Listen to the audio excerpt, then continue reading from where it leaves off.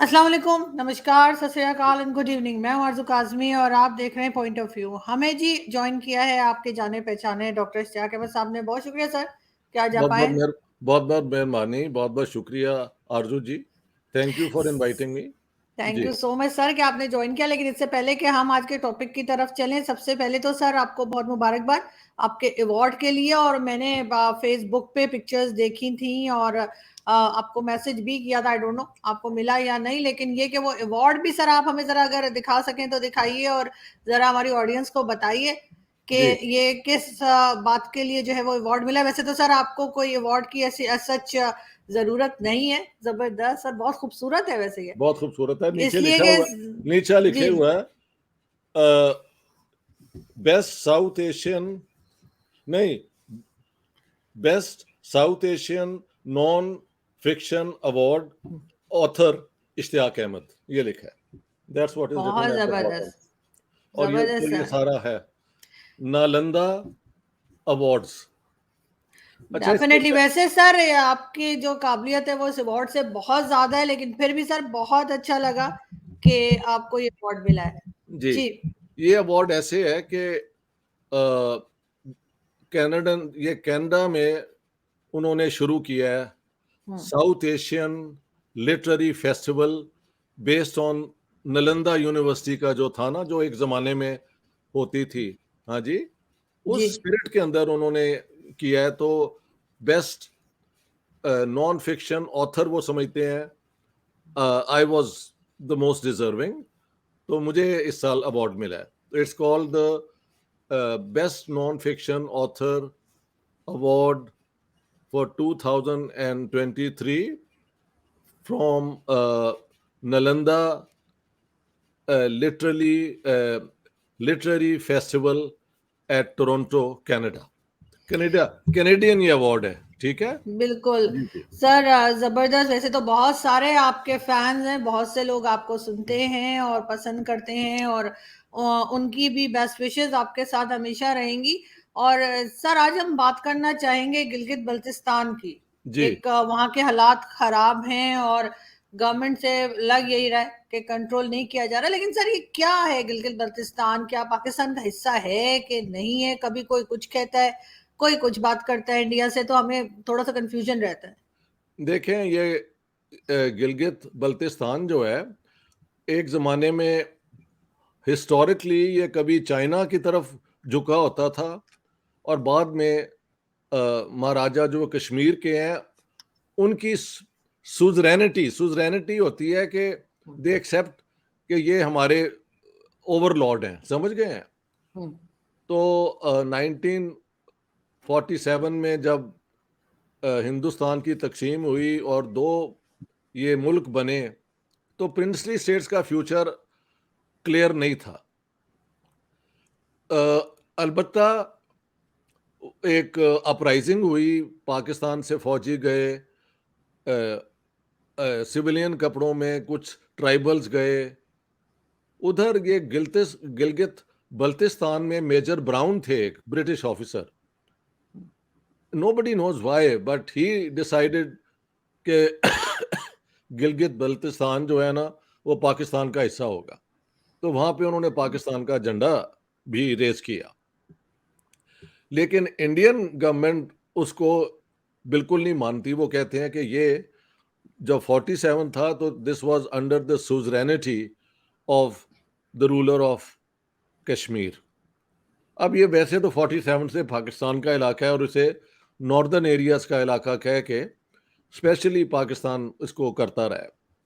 یہاں کے لوگ جو ہیں وہ گلگت بلتستان کے یہاں پہ ایک شیعہ اسنا شری شیعہ ہیں اور وہاں پہ وہ سنی بھی ہیں. یہ دو تو مین گروپ ہیں نا جو سارے مل جاتے ہیں. لیکن یہاں پہ ہنزا میں اسماعیلی ہیں ذرا آگے اگر آپ جائیں، اور پھر نگر اسٹیٹ جو ہے چھوٹی سی، وہ ایک شیعہ وہ تھے رولر. تو یہ بڑا مکس سا گروپ ہے. پہلے تو یہاں پہ کبھی جھگڑے نہیں تھے ہوتے، لوگ اپنے جس طرح طریقے سے رسموں کے مطابق رہتے تھے. لیکن پھر 1970s کے اندر جب ادھر جنرل ضیاء الحق آ گئے ادھر افغانستان میں کمیونسٹ پاور میں آگے 78 میں ضیاء الحق، جولائی 77، اپریل 78 میں کمیونسٹ ان افغانستان، اور Ayatollah Khomeini came to power in Iran in February 1979۔ تو یہ سارا علاقہ جو ہے ریڈیکلائز ہو گیا مختلف طریقوں سے۔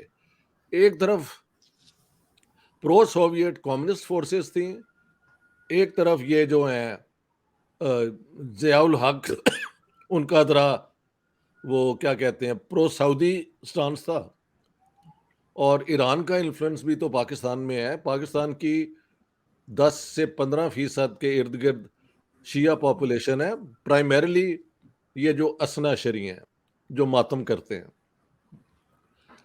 تو ان ساری حکومتوں کا پھر انوالومنٹ پاکستان کی سیاست میں ہو گیا۔ You would not remember, you are too young, but 90s کے اندر یہاں پہ ٹیررزم ہوتی رہی ہے۔ سنی اینڈ شیعہ ملیشیا نے ایک دوسرے کو قبرستانوں میں جا کے، مساجد میں جا کے، امام بارگاہوں میں جا کے قتل کیا ہے۔ تو ظاہر ہے پاکستان سنی میجورٹی ہے، تو الٹیمیٹلی اس سیکٹیرین کانفلکٹ میں مور شیعہز گاٹ کلڈ دین سنیز، لیکن دونوں طرف سے یہ ہوا۔ اس سے پہلے ایک انسیڈنس ہے جہاں میں سمجھتا ہوں پاکستان کے شیعہ جو ہیں اگر تھوڑا سا یہ رکھتے نا اپروچ فلیکسیبل، تو شاید مسئلے ایسے کھڑے نہ ہوتے۔ وہ یوں ہے کہ 1951 یا 52 میں مولانا مودودی نے 21 پوائنٹ کا ایک اسلامک اسٹیٹ فارمولا بھی بنایا تھا، جس میں شیعہ اور سنی علماء اگریڈ تھے کہ جو اسٹیٹ بنے گی وہ اس قسم کی ہوگی، یعنی Quran and Sunnah, but it was left to the sects to interpret it. ٹھیک ہے، تب تک یہ چلتا رہا۔ 56 کانسٹیٹیوشن، 62 کانسٹیٹیوشن، 73 کانسٹیٹیوشن میں یہی ہے کہ all laws will be brought in conformity with Quran and Sunnah, but it was left to interpret Quran and Sunnah according to your school of thought۔ جب جنرل ضیاء الحق نے شاید 1981 میں یا 80 میں وہ زکوٰۃ کی لا انٹروڈیوس کی، تو جو پاکستان کے شیعہ ہیں انہوں نے کہا کہ جی ہم تو اپنے جو ہیں مجتہد، وہ نجف میں ہوں یا خم میں ہوں، ہم ان کو دیتے ہیں زکوٰۃ، ہم کسی اسٹیٹ کو نہیں دیتے، خاص طور پہ ایک سنی لیڈ اسٹیٹ، کیونکہ ضیاء الحق کے متعلق کہا جاتا تھا کہ وہ دیوبندی لیننگ سے اس کی۔ اس پہ پھر پہلا جھگڑا ہوا ہے پاکستان کے اندر مختلف علاقوں میں، پھر بعد میں دونوں طرف سے ایکسٹریمزم ہوئی، ادھر سے تبرہ ہوا، ادھر سے محرم کے اوپر اٹیک ہونے شروع ہو گئے۔ لیکن گلگت بلتستان میں اب پچھلے چند سالوں سے یہ بہت ایکٹیویٹی ہو رہی ہے، اور مجھے لگتا ہے کہ وہاں پہ جو شیعہ ہیں وہ آر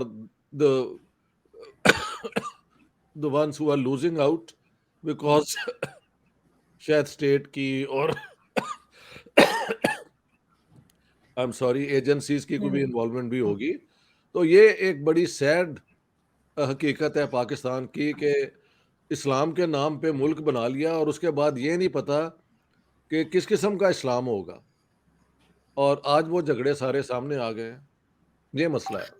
لیکن سر میں نے تو یہی سنا تھا کہ شیعہ ہوں یا احمدیاز ہوں یہ بہت آگے تھے پاکستان بننے میں، اور تو پھر یہ ٹالرنس کیوں نہیں رہ گئی ہے لوگوں میں اس طرح کے جو جھگڑے ہوتے ہیں؟ دیکھیں وہ میری کتابوں میں پوری ریسرچڈ ہے۔ جو تھے سید علی ظہیر، شیعہ کانفرنس کے پریزیڈنٹ، لکھنؤ بیسڈ، ان کی اور قائد اعظم محمد علی جناح کے خط و خطابت ہوئی ہے اس بات پہ، اور سید علی ظہیر نے آرگیو کیا کہ دیکھیں یہ تو سنی میجورٹی ملک بنے گا تو ہمارا کیا بنے گا؟ تو محمد علی جناح نے لکھا کہ نہیں، ہم نان سیکٹیرین ملک بنائیں گے، یہ ہے وہ ہے۔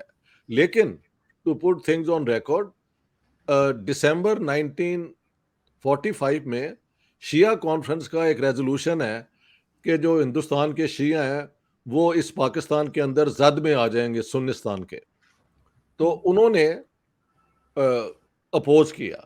لیکن پنجاب کے سنی شیعہ اور یہ جو ہیں سندھ کے اور ادھر ادھر، انہوں نے بھرپور سپورٹ کی مسلم لیگ کی، بلکہ ایک تو محمد Ali Jinnah himself was a Shia. What type of Shia? This is a matter of dispute, but a Shia.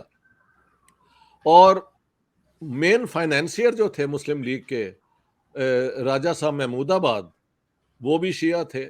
تو کئی لیڈنگ شیعہ لینڈ لارڈز اور یہ سپورٹ کرتے رہے ہیں مسلم لیگ کے. تو پورے شیعہ نہ حق میں تھے نہ خلاف تھے. اور احمدیوں کا اگر آپ پوچھیں تو ان کے لیے یہ ایک مصیبت تھی کہ یہ جہاں اگر یہ پاکستان بنتا ہے اور یہاں پہ تو سنی میجورٹی ہوگی اور یہ جھگڑا بڑا پرانا ہے، لیکن 45 میں انہوں نے بھی ڈیسائیڈ کیا کہ they will support Pakistan. It's all on record and I have given all the references. اب ہوا یہ ہے کہ پاکستان تو گیا بن. اس کے بعد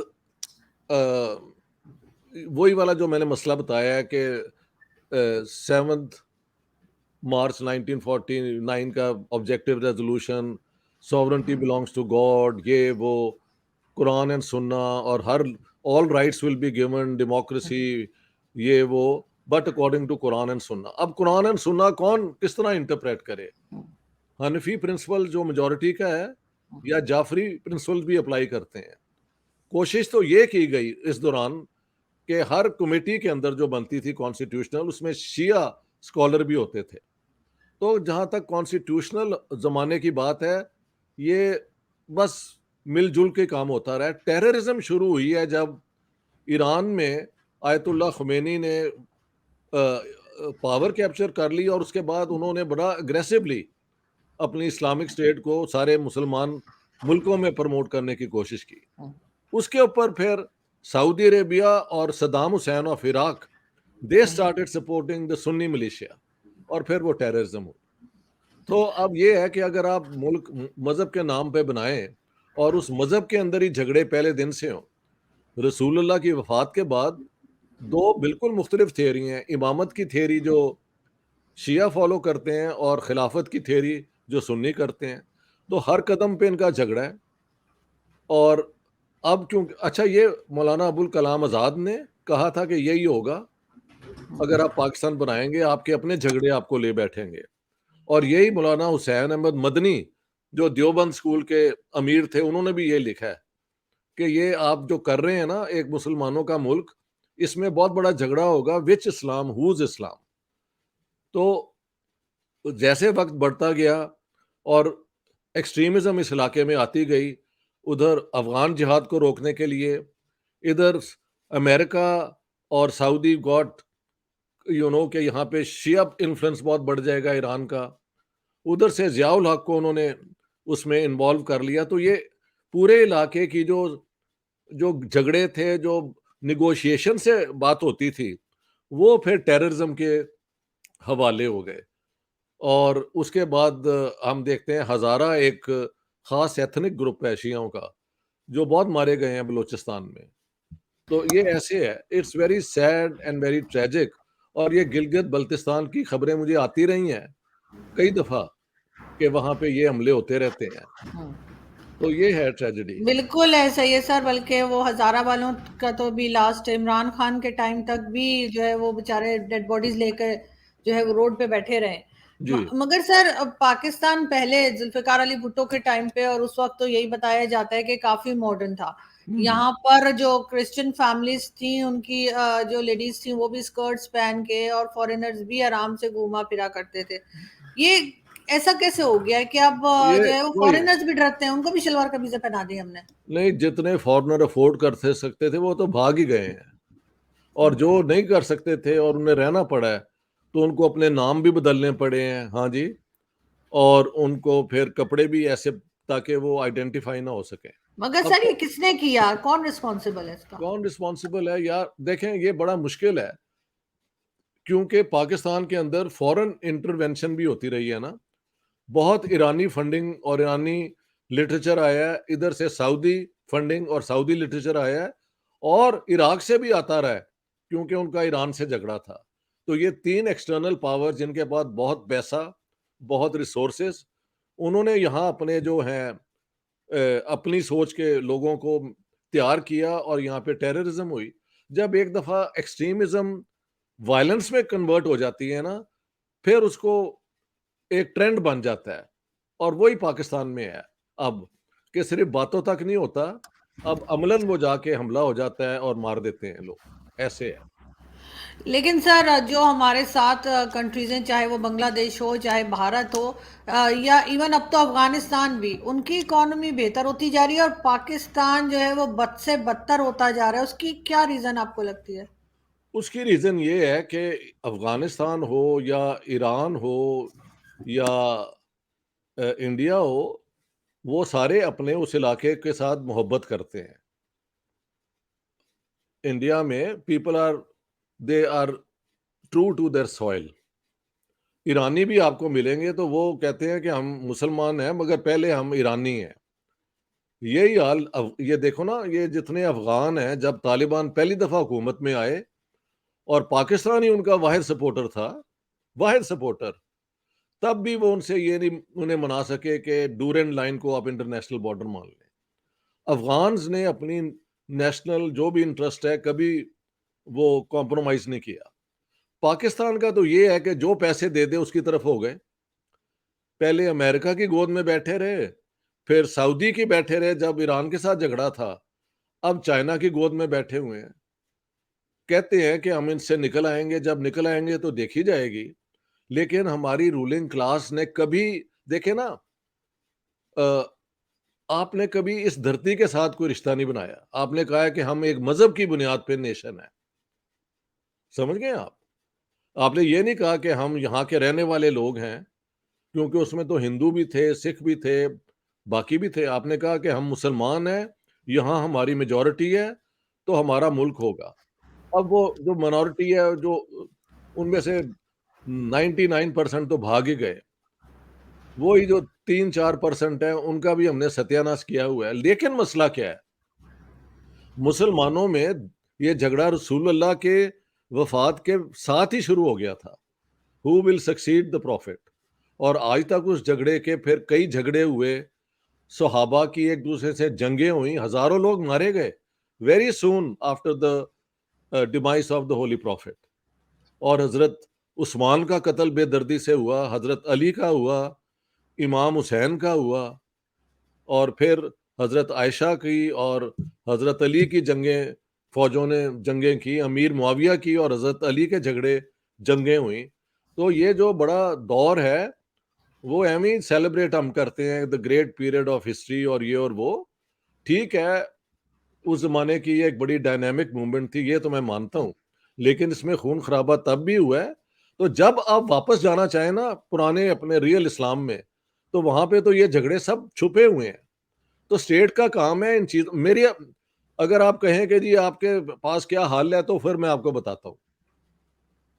جی سر بالکل، آپ بتائیے کہ کیا حال ہے. لیکن ایک چیز اور میں سر یہاں ایڈ کرنا چاہوں گی کہ جو لوگ آئے تھے 1947 میں جی انڈیا سے پاکستان، ان میں جو اردو سپیکنگ تھے ان کو آج تک مہاجر کہا جاتا ہے، ان کو آج تک ریفیوجیز کہا جاتا ہے. جی جی لیکن باقی لوگ اور دوسری زبان بولنے والے بھی آئے تھے، پنجابی بھی آئے تھے اور کئی لوگ آئے تھے، ان کو یہ نہیں کہا جاتا. اس کی کیا وجہ ہے؟ اس کی وجہ یہ ہے کہ پنجاب سے جو لوگ آئے، وہ یہاں سے جو ہندو سکھ گئے تھے انہی کے علاقوں میں انہیں بسا دیا گیا، اور ان کی زبان تھوڑی سی ڈائلیکٹ آگے پیچھے تھی، لیکن ذات برادریاں ایک ہی جیسی تھی، تو وہ ان میں وہاں پہ سیٹل ہو گئے، اور یہ اسٹیٹ پالیسی رہی۔ لیکن جو اردو سپیکنگ آئے، ایک تو وہ زیادہ پڑھے لکھے تھے، ایک وہ زیادہ شہری تھے، تو جب وہ پہلے آئے تو انہوں نے حکومت میں ان کی اوور ریپرزنٹیشن رہی۔ لیاقت علی خان کی اگر آپ کیبنٹ دیکھیں اور یہ سارا، تو Urdu speaking were over represented when they were only 3% of the total population of Pakistan. لیکن جمہوریت کا ایک بیک سائڈ بھی تو ہے نا، کہ وقت کے ساتھ if you don't have the numbers then you end up at the receiving end, you become a minority of sorts۔ تو اب وہ اردو سپیکنگ ہمیشہ مہاجر ہوتے ہیں، اور باقی ان کے ساتھ شادیاں پتہ نہیں کتنی مہاجروں کی لوکل سے ہوئی ہیں، بہت کم ہوئی ہیں۔ تو یہ بھی ہمارے مسئلے ہیں کہ لوگ برادریوں کے اندر ہی رہتے ہیں، اور یہ رہتے ہیں ایک ایسی اوپن سوسائٹی نہیں بنی جس میں انڈیویجولز اپنی خوشی سے شادی کریں یا کہیں جا کے رہیں۔ تو یہ بھی ایک مصیبت ہے پاکستان کی، اور ہماری اسٹیٹ نے ان چیزوں پہ توجہ ہی نہیں دی، بالکل توجہ نہیں دی کہ جو ہم کر رہے ہیں اس کا الٹیمیٹ رزلٹ کیا ہوگا. سو دیٹس دا لیکن ریزن. ہاں جی. لیکن سر آپ کو کوئی فیوچر نظر آ رہا ہے پاکستان کا؟ کوئی فیوچر آگے ان کا کچھ بہتر ہوگا، یا یہ اور اسی طریقے سے ان کا حال خراب ہوتا جائے گا؟ مجھے تو لگتا ہے کہ اگر یہ نہ انہوں نے اپنے آپ کو ٹھیک کیا تو حال بہت خراب ہوگا.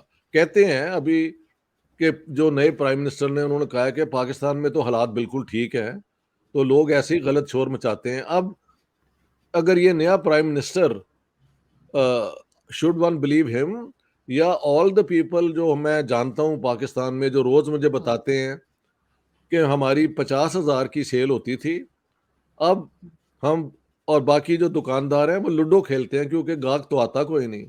جس دن 500 کی سیل ہو جائے وہ ہمارے گھر میں وہ کیا کہتے ہیں کھانا کھونا ٹھیک ہو جاتا ہے. تو یہ تو حال ہے. And the prime minister says nothing is wrong. He doesn't understand کہ اتنی بڑی ڈیٹ جس ملک نے دینی ہو اس کا یہ کہنا ہی بالکل بیہودہ بات ہے.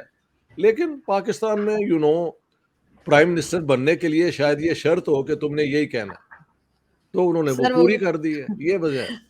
سر وہ تو آپ جانتے ہیں کہ کہاں سے ڈکٹیشن آتا ہے پرائم منسٹر کے وہی لیے، نا. اور وہ کیا جی بات جی کرتے ہیں. جی.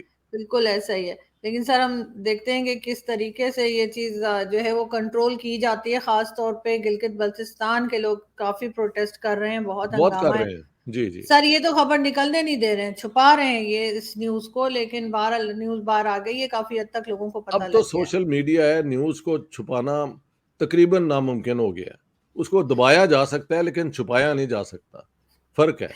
بالکل ایسا ہی ہے.